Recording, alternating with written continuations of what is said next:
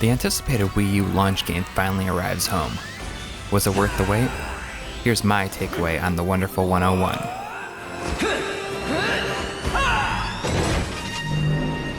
Team, unite up!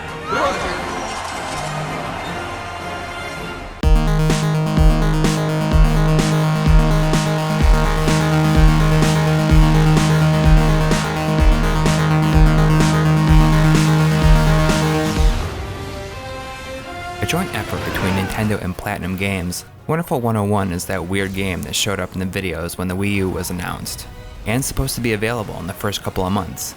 Well, it finally showed up almost a year later. Combining the look of Beautiful Joe and sort of the gameplay of Pikmin, the one thing you can say about Wonderful 101 is that there's nothing quite like it anywhere. The experimentation carries a lot of highs and some lower than expected lows considering the team behind it. Let's have a look.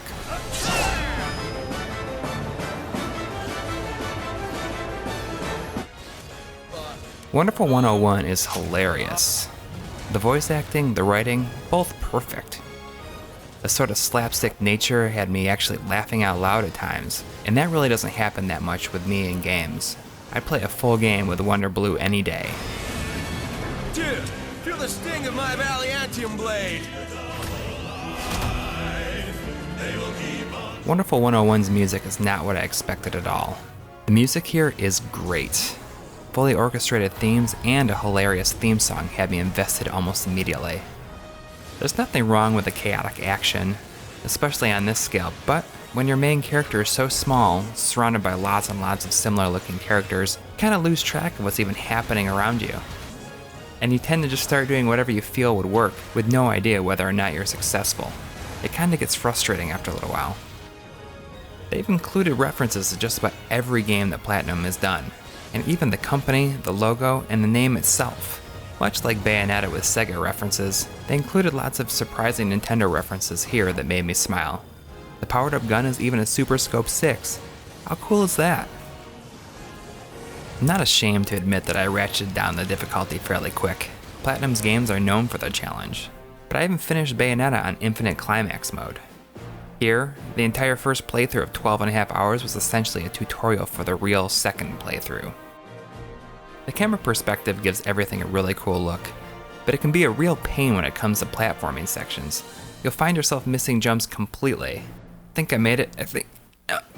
Come on. This could be a minus for some, but I love the lack of hand-holding here. You'll find yourself in situations where you have to figure out how to proceed and get absolutely zero hints.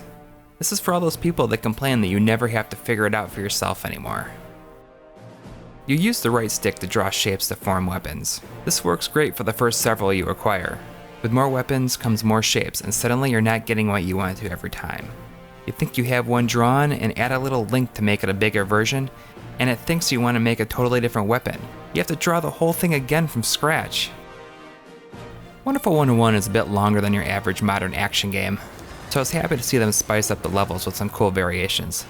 I love the isometric shooter levels, Gradius-inspired options included. I understand, Wii U and all, but I had a much easier time using the stick on the Pro Controller, so I swapped out the gamepad for that. Unfortunately, there's several sections where you have to go inside a building and have to look around with a gamepad screen.